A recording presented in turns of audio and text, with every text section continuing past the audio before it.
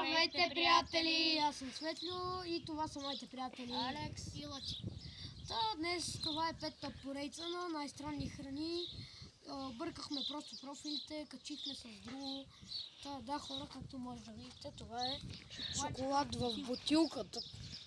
Вижте, това прилича на паста за зъби, ама обаче е шоколад. Не знам, виждаш ли го на камерата? Да. Нека го опитаме с при камерата, оператор.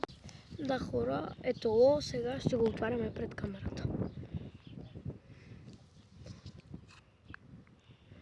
Ето, от тук се отваря. И от тук излиза шоколада. Добре, нека го разделим. На кой първо ще слагаме? Мен. Добре, айде първо. Мен.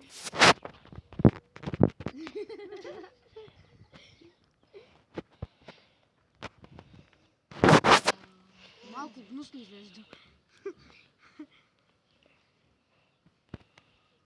И ще пробваме на 3, 2, 2, 1.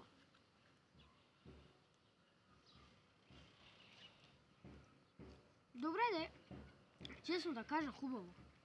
Това си като нормален шоколад. Да, това си е буквално нормален шоколад, само дето бутилката е странна. Я може ли за малко? Вижте го, хора.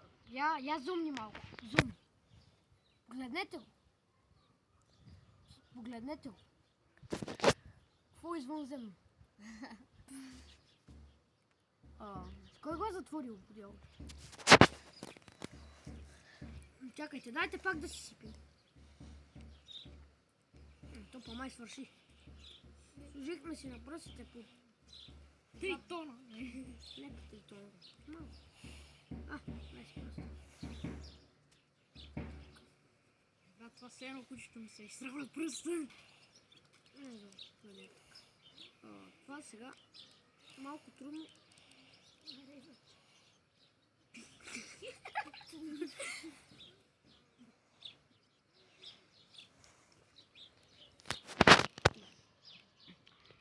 Да, хора, това ще е края на видеото.